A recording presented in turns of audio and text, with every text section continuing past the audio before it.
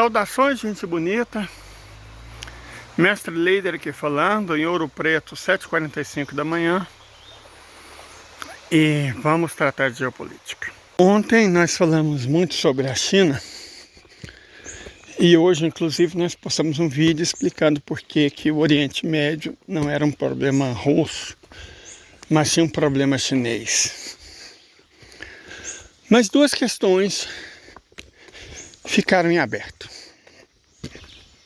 Por que o Oriente Médio tornou-se um problema russo? E os russos, de fato, estão interferindo direto e abertamente. E qual é a da Índia nisso tudo? Então vamos lá. Primeiro, a questão russa. Nós explicamos no vídeo anterior que há 2 milhões de russos no estado ilegítimo, mas praticamente não há palestinos russos. Então, a Palestina não era um problema russo. Por isso o Vladimir não interferia. Não é porque ele era um traidor, ou porque ele havia abandonado os palestinos. A Rússia não tem nada a ver com isso. Nada. A Rússia não tinha nada a ver com isso. É importante ter isso claro. Vladimir foi eleito e tem a obrigação de cuidar do povo dele, que são os russos, não os palestinos. Tem que ficar óbvio, gente. Né? A geopolítica não pode ser feita com base em paixões adolescentes, não. As coisas têm que ser claras, têm que ficar claras. Mas é fato de que hoje a Rússia está envolvida até o talo no problema e na questão. Por que as coisas mudaram? Por que o Oriente Médio agora é um problema russo? Bom, por conta do Irã e por conta de Israel. Primeiro vamos ao Irã. Se nós formos ler as obras originais de Mackinder sobre a Heartland e o Grande Jogo, nós vamos ver que havia uma disputa forte entre os impérios russo e britânico pela Índia e pela Pérsia, porque os russos queriam uma saída para o Oceano Índico e era tudo que os britânicos não queriam dar aos russos. Na verdade, eles não queriam que eles tivessem uma saída nem para o Mediterrâneo. Por isso a Guerra da Crimeia original, na década de 1850. Então, a Rússia sempre teve interesse e necessidade, inclusive, de ter uma saída para o Índico. Só que por onde? Certo? Por onde? O caminho mais óbvio, considerando o domínio russo do Cáucaso, é pela Pérsia, pelo Irã. Mas coisas aconteceram. A União Soviética, no regime oficialmente ateu. A Revolução Islâmica, no seu início, era meio dogmática. Então, o Irã e a Rússia, que já tinham se enfrentado no campo de batalha várias vezes ao longo do século XIX, foi nesse sentido que o Azerbaijão, que era parte do Império Persa, foi para primeiro no Império Russo, depois na União Soviética. Então, as relações russo-iranianas nunca foram muito boas, para dizer a verdade. É até estranho entender como as coisas mudaram. E mudaram rápido e profundamente. Antes de ontem, a Rússia e o Irã assinaram um acordo de cooperação profunda. E os russos, cinicamente, fizeram questão de deixar claro que não mostrariam as cláusulas secretas, ou seja, existiam muitas. Sempre tem cláusula secreta, é cláusula de defesa. O que faz sentido, porque é interesse mútuo, né?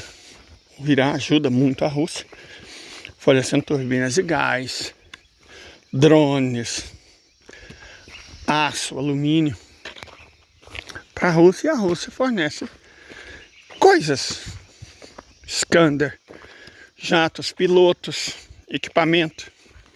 O Irã, os dois se ajudam. Por quê? Porque tem inimigos em comum. Os Estados Unidos da América e o Reino Unido são óbvios. Mas agora existe um terceiro. O Estado legítimo. Como o Estado de Israel, que abrigava 2 milhões de russos, tornou-se inimigo da Rússia. Foi uma escolha. Israel escolheu ser inimigo da Rússia.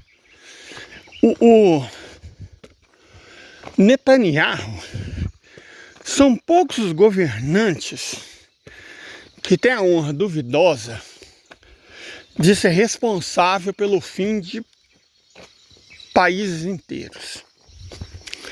Netanyahu vai ser um deles. O Estado legítimo que ele governa vai deixar de existir. E o principal culpado é ele. Tudo isso por quê? Ele é um corrupto, de 4 costados. É um Bolsonaro com cérebro.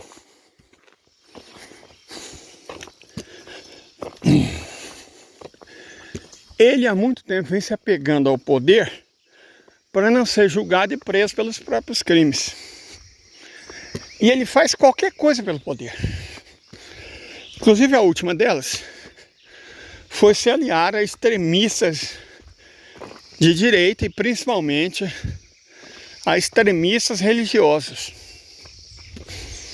O preço que esses extremistas religiosos cobraram do Netanyahu foi destruir a mesquita de Al-Aqsa e no lugar construir o terceiro templo de Salomão. É uma insanidade. É causar guerra não só com 300 milhões de árabes, mas com 2 bilhões de muçulmanos. Sedento e cego pelo poder, Netanyahu concordou e selou o fim do país dele. Ok, mas e a Rússia? Não sei se vocês se lembram, a Rússia nunca esquecerá.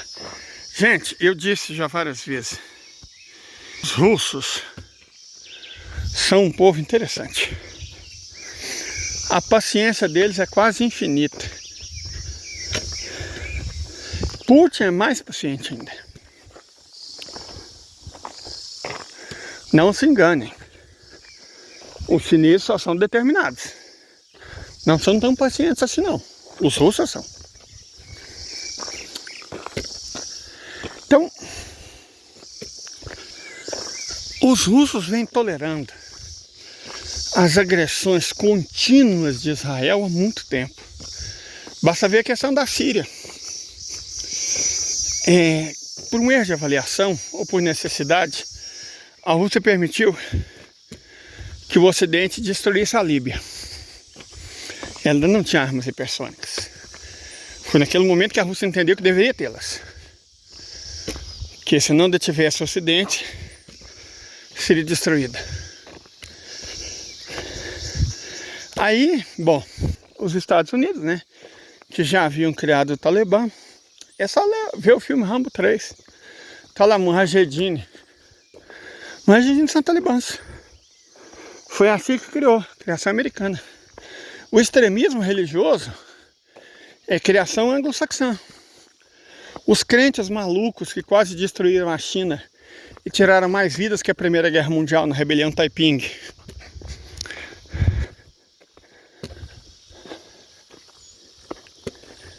O sionismo, o neopentecostalismo, o pentecostalismo, a teologia da prosperidade, a teologia do domínio, são todas criações anglo-saxãs.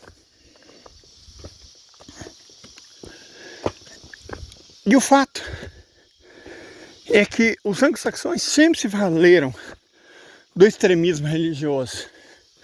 Marx identifica o motivo.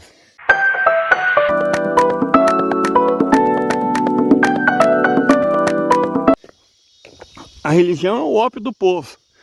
Aí você tem aquela interpretação adolescente, né? Adolescente punheteiro, de ubis e uni, que não entende porra nenhuma. O jovem, ele tem muitas qualidades, mas essencialmente ele é burro. E eu posso dizer isso, porque eu já fui jovem, me lembro bem quanto eu era burro. Não lembro das minhas qualidades, mas que eu era burro eu lembro bem. Então é a região ópio do povo, como se ser religioso te impedisse de ser de esquerda. Saber burrice. A religião é o ópio do povo nesse sentido, que Marx compreendeu, que ela era usada para dominar um povo. Veja, a bancada evangélica sempre vota contra o direito dos trabalhadores. Sempre. Sempre vota contra o meio ambiente, contra o direito trabalhista. Por quê? Porque ela é inimiga do povo. É de extrema direita. Os evangélicos são pobres de direita, essencialmente. Defina o evangélico. É o crente, não aceita davídica, não apenas não cristã, anticristã, que tende a ser um extremista de direita. Para isso é criada a religião. Para não falar em luta de classes, é falar em luta contra o demônio. Enfim. Eles criam esses grupos, né? Criaram primeiro o Talibã, depois nas prisões do Iraque, criaram a Al-Qaeda, né? Na verdade, o primeiro grupo da Al-Qaeda foi criado num povoadozinho a uns 70 quilômetros de Amman, capital da Jordânia. De lá foi exportado para o Iraque, as prisões do Iraque.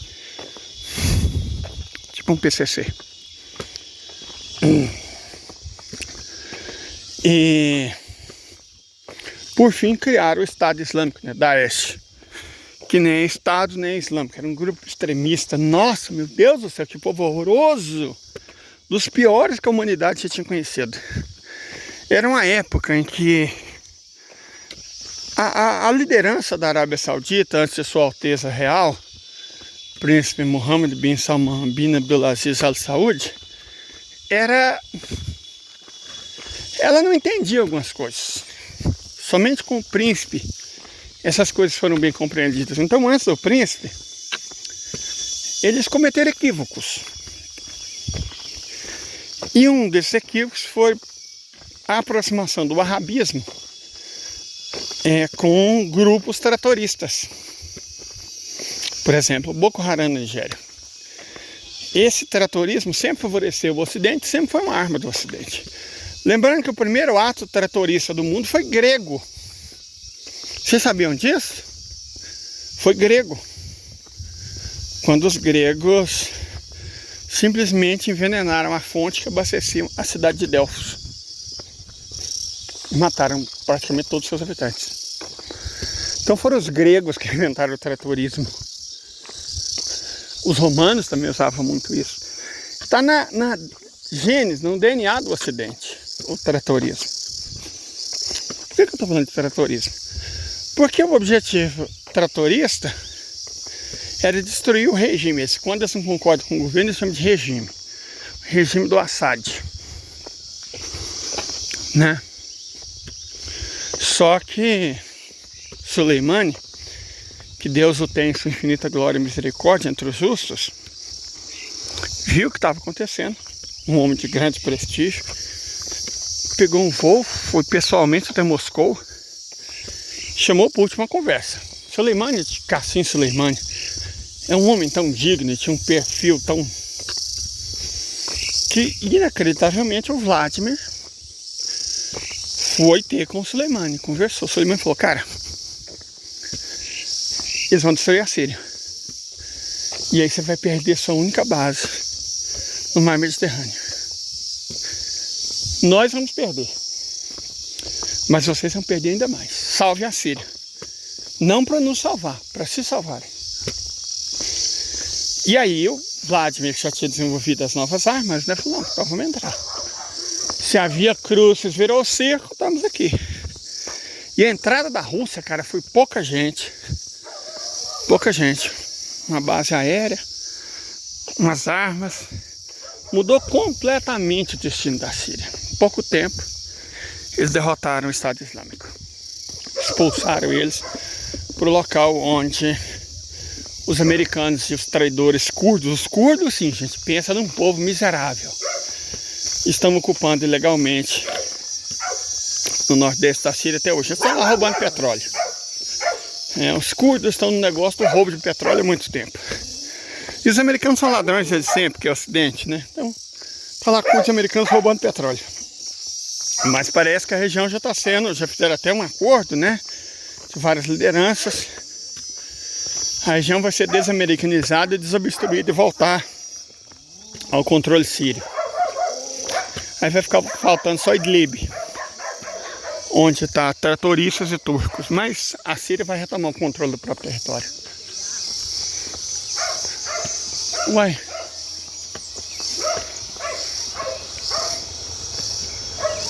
Pera aí, gente, só um momento. Ô, seu Jadir, chegamos junto! Então, assim, a federação falou, porra, Qassem Soleimani tá certo. E entrou no conflito. No que entrou no conflito, por ser um grupo tratorista, é claro que o Estado de Israel apoiava. Lembra a época da palhaçada dos capacetes brancos, sabe? Essas bobagens, essas coisas. E o Estado de Israel até tratava dos combatentes feridos do Estado Islâmico. Não era só patrocinador, era cúmplice, era patrão. E aí as relações entre a Rússia e Israel começaram a estremecer. Mas o Putin manteve a paciência com os israelenses. Estabeleceu algumas linhas vermelhas. Por exemplo, quando um avião israelense entrou no espaço aéreo sírio, usando interferência eletrônica, os russos assumiram o controle do avião, falaram para o piloto, você volta, senão nós vamos te derrubar. E aí os israelenses passaram a ter medo, né, mas não tem vergonha. O fato é que o Netanyahu, ele nunca engoliu essa aproximação. Seu Jadir me elogiando por eu ter melhorado muito meu tempo. Então, o que acontece é que o Estado de Israel é apoiador de primeira ordem da Ucrânia. O que faz total sentido, né? Zelensky, evidentemente, não se considera ucraniano. Senão não estaria fazendo o que fez. Zelensky, na verdade, nem sequer falava ucraniano. O idioma original do Zelensky é russo. Ele aprendeu a falar ucraniano depois que foi eleito presidente. Ele não falava ucraniano. O idioma dele nativo era o russo. E ele é descendente do mesmo, vamos colocar assim, do mesmo grupo que os Ashkenazi. Então uma aliança Ucrânia-Israel era óbvia e acabou acontecendo. Israel é um aliado até hoje dos ucranianos, então um inimigo dos russos, mas Putin foi tendo paciência. Só que essa paciência acabou. Porque existe uma coisa que os russos não toleram: tratorismo. Por conta de Beslan,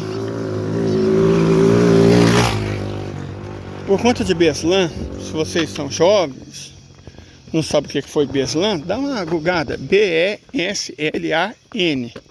de Nabo. Por conta de Beslan, e antes disso, né, czares foram desenvolvidos por tratoristas. Os russos nunca toleraram o tratorismo, mas por conta de Beslan passaram a tolerar ainda menos. Ainda menos. Os soviéticos odiavam o tratorismo. Então, o que acontece? Vocês se lembram de Crocus? Crocus, um atentado tratorista usando jovens tadiques perto de Moscou, custou a vida de mais de 100 russos. Então, dê uma googada. E dei uma olhada no que eu falei poucos dias depois. Falei, cara, porque ainda existe, mas hoje é menos.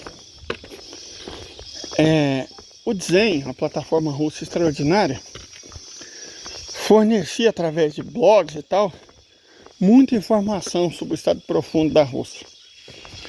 Só que os russos têm uma intranet.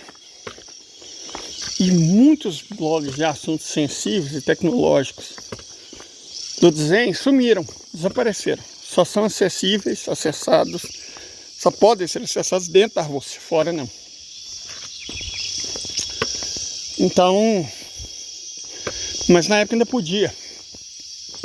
E eu vi um punhado de gente, cara, eu tô nessa há anos, então você vai construindo o caminho das pedras, né? Você vai fazendo uma rede de informação, de gente, de locais onde você tem acesso à informação e tal. E eu falei, tá num vídeo gravado, portanto, não tô inventando. Falei, cara, pegaram o Mossad. Mossad foi co-patrocinador desse negócio de Crocus. A Rússia jamais irá perdoar Israel. Israel declarou guerra à Rússia. Na época eu fiquei até ridicularizado. Isso não existe, não sei o que, a Rússia é aliada de Israel. Não sei de onde as pessoas tiram essas informações da crença, né? Porque veio na imprensa ocidental, sei lá. Falei, cara, pegaram o Mossad, tem o DNA e o sinal das patas do Mossad no atentado de Crocus. Israel selou o seu fim. Eu falei exatamente essas palavras. Israel selou o seu próprio fim. Dito e feito. A partir de Crocus, a paciência da Rússia com Israel acabou. Acabou mesmo. Qualquer ambiguidade, e não só acabou, como a aproximação com o Irã, que era larga, tornou-se profunda. Porque Israel passou a ser tratado como aquilo que sempre fora, inimigo. E foi assim que a questão do Oriente Médio tornou-se também um problema russo. Foi escolha de Israel. Né? A gente não é obrigado a plantar, mas a colher. Então, Israel só está começando a colher o que plantou em Crocus. E a Índia? Bom, aí é assunto para um próximo vídeo. Tenham uma boa quinta-feira e até mais. Fui.